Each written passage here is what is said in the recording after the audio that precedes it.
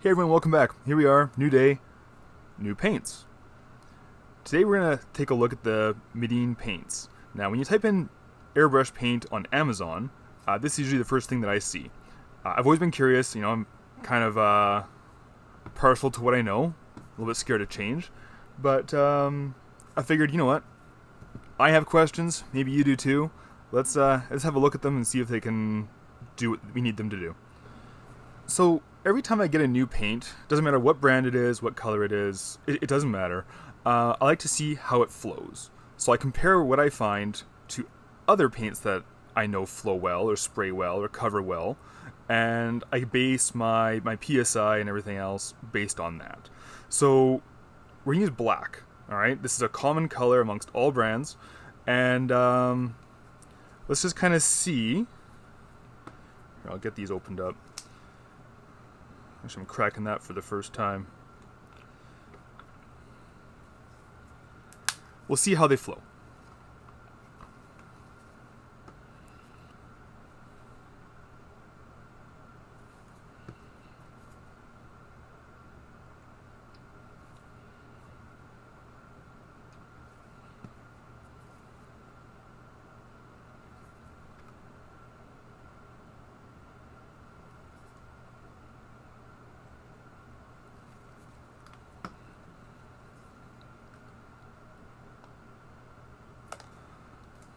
Alright, let's tilt it up, see what happens.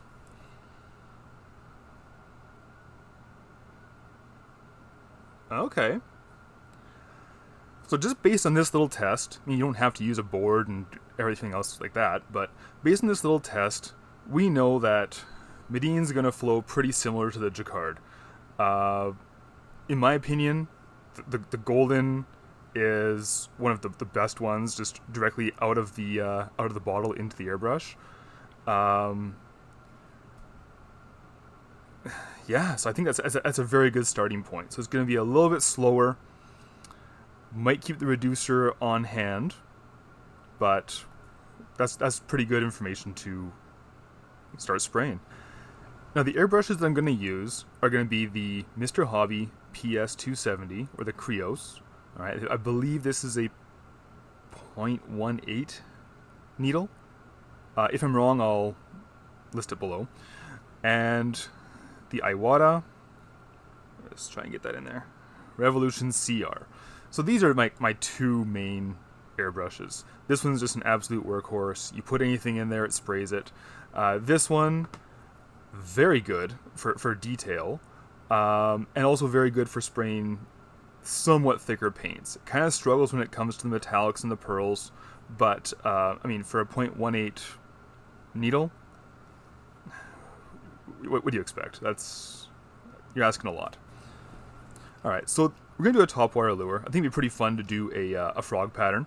What I want to find out now is how well do the paints mix by themselves. I'm not gonna be shaking it forever, and I want to know how well they can mix together. So if we look back at that picture, we can kind of see that we're gonna need some like a sepia brown, some beige, possibly some bone color. I see some red in there. And then we look back at the paints that we have, and while it's a pretty good selection, like there is no sepia, but we have our raw umber. We'll have to see how they mix together to kind of get what we want. So let's go ahead and we'll start doing that. So first up we have a raw umber. All right, pretty separated on the bottom, but that should be similar to what we're seeing here. Hopefully this can replace our sepia. I want to point out that it labels right on there that it's an opaque color. I don't see any transparency in this bunch. And it also talks about the light fastness with 3+ signs. So the 3+ signs is going to just mean that it's going to hold up better under a UV light than, say, a 1+. That's important because we are painting lures that practically live outside. So that's good to know. Let's find out how well they mix.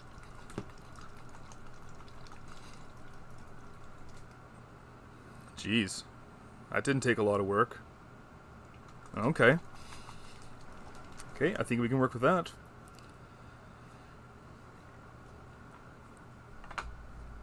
We'll bring our little test board back.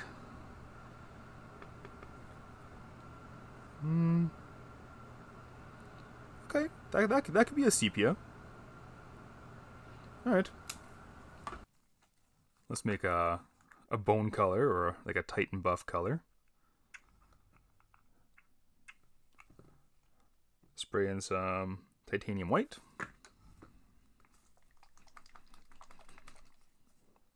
With some yellow ochre.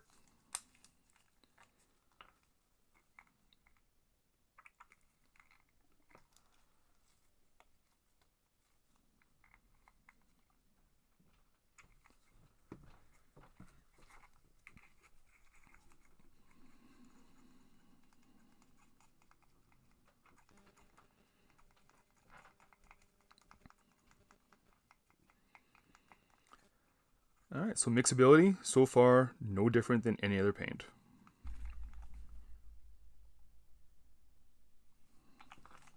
Next for our red, we'll use a bit of vermilion red.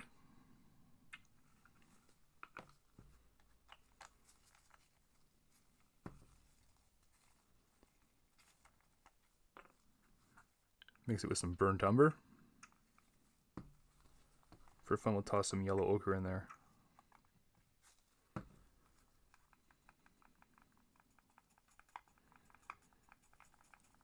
As you can see, there's no real formula. I kind of just add the color, keep mixing it until you kind of get what you want. I do want a darker tone of this raw umber. So we're going to use a fair bit of it in this cup. And the reason being is we're going to add a little bit of black, and black is very dominant when it comes to paints. So I'm just going to start with just take a little bit on the end of a stick. Not so bad.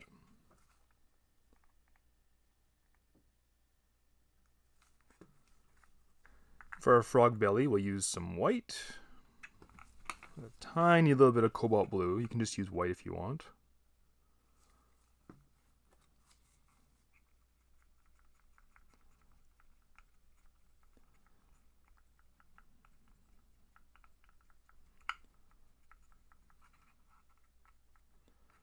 But I like how it kind of gives it just that little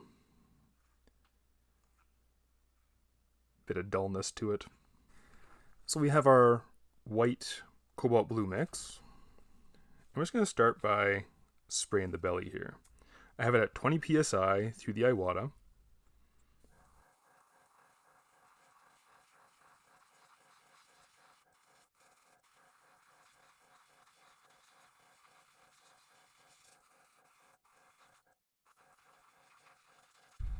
Okay, we'll add some heat.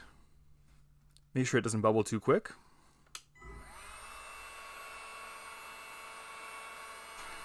I kind of like to hold the lure when I'm adding the heat. It's probably not the best idea of testing how hot the lure is getting, but it works.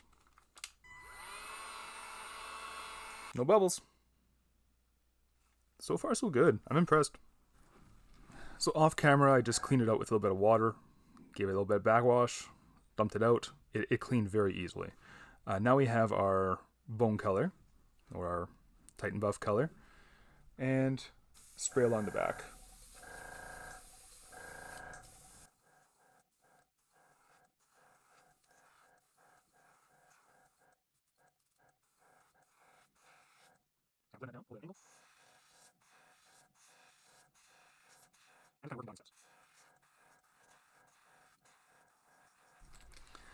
So what I've noticed, especially with the white, it covers well, but it doesn't cover as quickly, I guess we can say, as the other colors, or as the other brands. That's not a bad thing, especially when you're trying to blend and get a look and everything else. You don't want your paint to just dominate the color that's on top of it. So, I don't know, I'm kind of digging the coverage here. So So I have my preliminary stencil. We'll see how it looks all sprayed out. And then we're going to transfer it onto some tape. Now, one thing that I don't like is when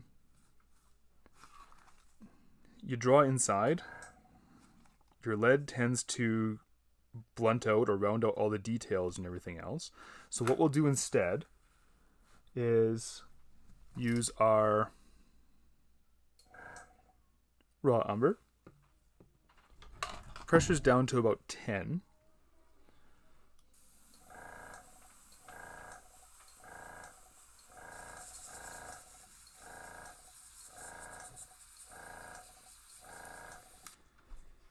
There, didn't lose any detail.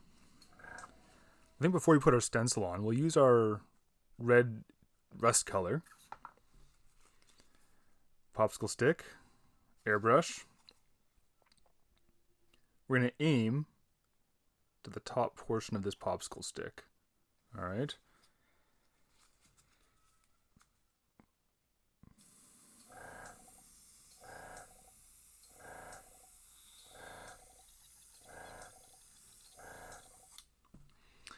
When you're doing this technique, check the end often, because as you can see, we're getting a bit of a buildup there. The air will push that blob onto your lure, and then you have a big blob as opposed to this fine little speckle that is what we want. Okay, we'll see if this stencil is going to work.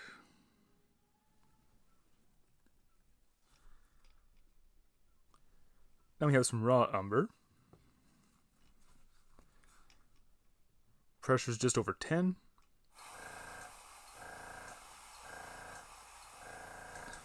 So I'm going light for two reasons. One, I don't want it to push underneath the stencil.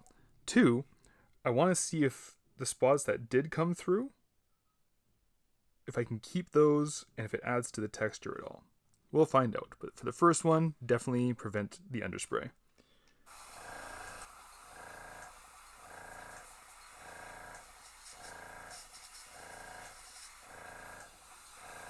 With our raw umber black mix, switch into the Krios 270.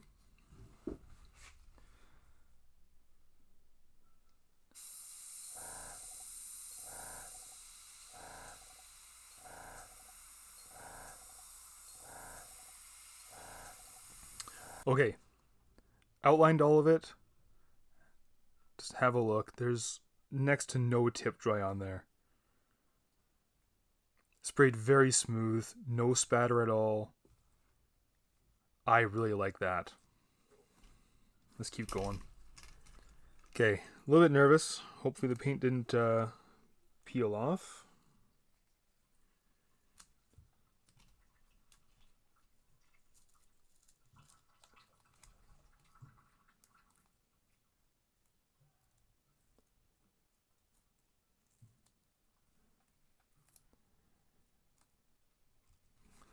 Just want to point out, this has been sitting on the desk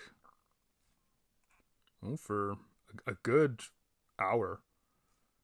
Still hasn't separated. Spray over the back.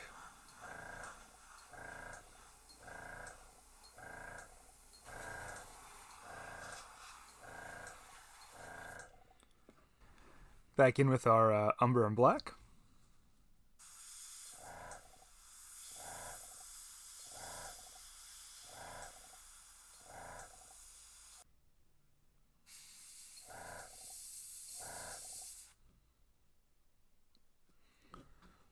So I've realized I could have done a lot better getting some texture onto that bone color. So we'll do that now. I've had to step away for a few hours, go do dad duty and whatnot. But I forgot to clean my airbrush. So what I want to do is I want to see if or how clogged it actually is. All right.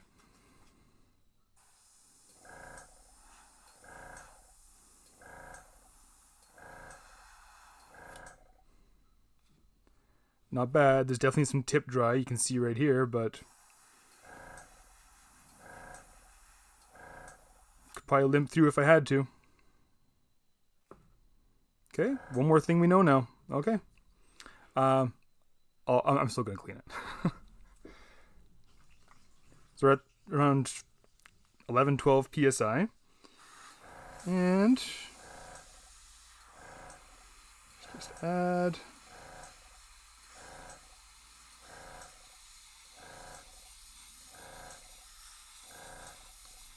our umber and black.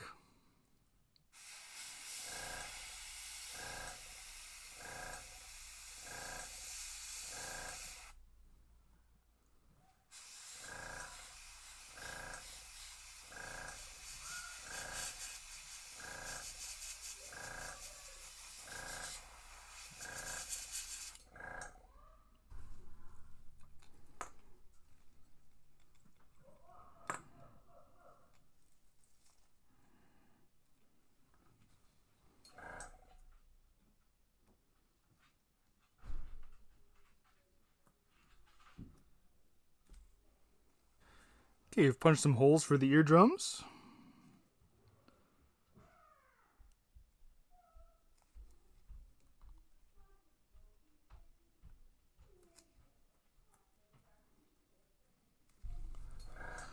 With that bone color still.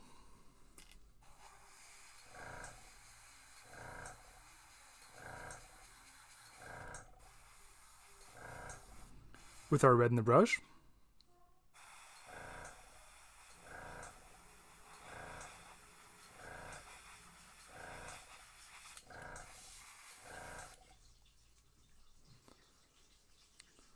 Yellow ochre.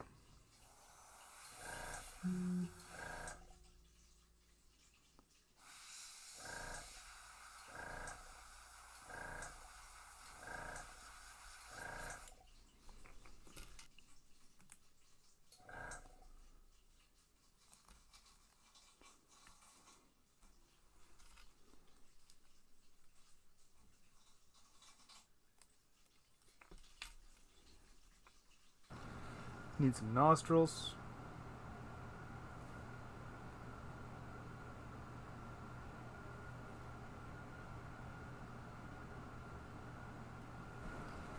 Now let's take the rest of these off.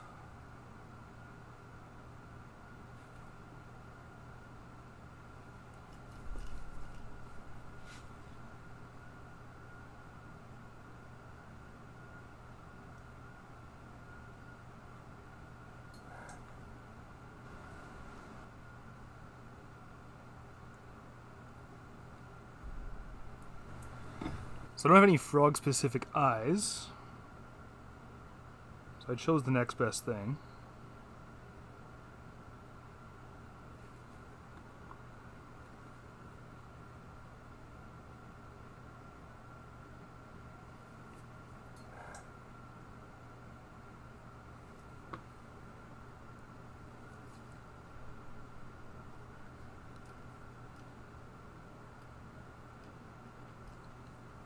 Oh, hey, come on in.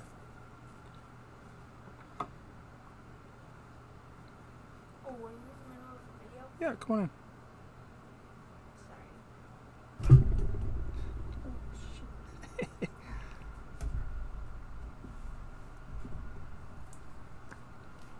What do you think? Nice. Does it kind of look like the picture, Yeah. actually? Mm-hmm. It just needs a bit of shine to it. I like what you're thinking. So, like you heard, the frog needs to be shiny.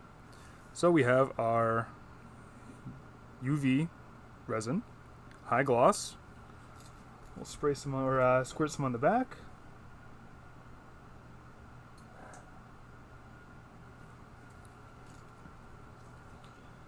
Paint it around.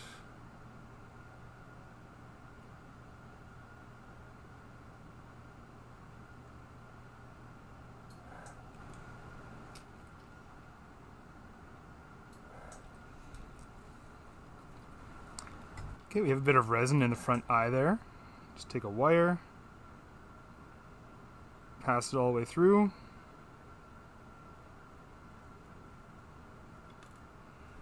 Clean. Alright, here's the almost finished product.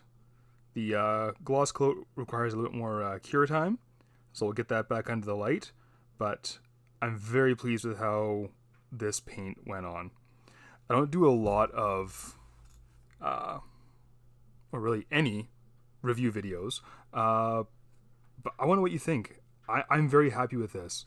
I like how it flows so nice. It covers just the way I want it to. It's not too bold, but it still gets good coverage. The color selection, I mean, you get a lot for your money.